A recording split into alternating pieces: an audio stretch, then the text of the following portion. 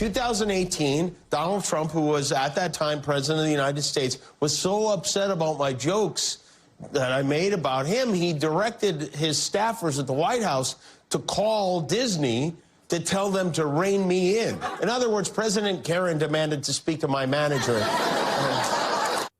Jimmy Kimmel there responding to what's new reporting about earlier abuse of government power. Then President Trump was allegedly trying to censor him. Rolling Stone reporting on how he called Disney, which is the big boss company over ABC, and tried to get them to secretly dial Kimmel down.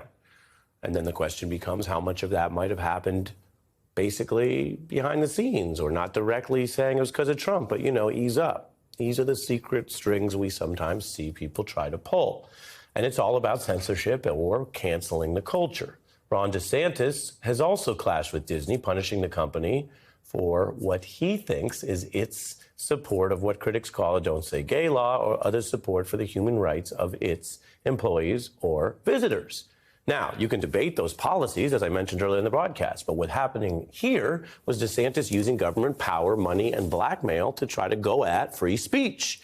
He's also gone after universities. He's tried to ban certain books, gender studies, history about race.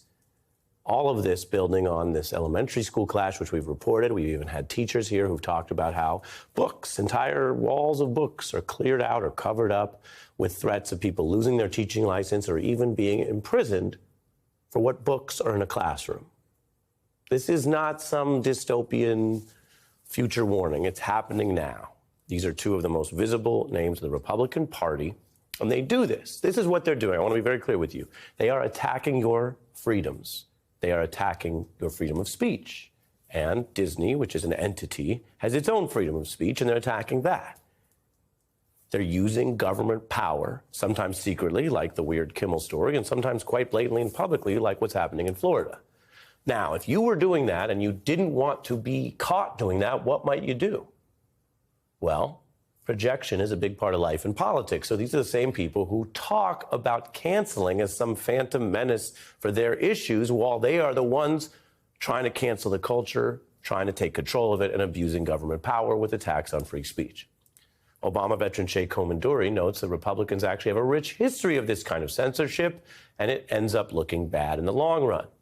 One example, remember Attorney General Ashcroft? He had a lot of things on his mind, including fighting terrorism in 2002, but he took time to use government power to buy and install curtains to cover up Lady Justice, who was semi-nude in her statue form at the DOJ. Or you could go all the way back to 1989, when the punchline on SNL was a Republican senator, Jesse Helms, for going after the photography of artist Robert Mapplethorpe. I don't even acknowledge that it's art. I don't even acknowledge that the fellow who did it was an artist. I think he was a jerk. Art Squad, starring Senator Jesse Helms, will not be seen tonight. That was a long time ago, and it might have been a punchline then, but it's still happening now. When you have someone in government telling you what they think art is, well, they've lost the thread. We don't hire them, and we don't pay them with our tax dollars to lecture us on what is art or what books we should read, or, heaven forbid, use their powers to start banning books, which is already happening right here in America.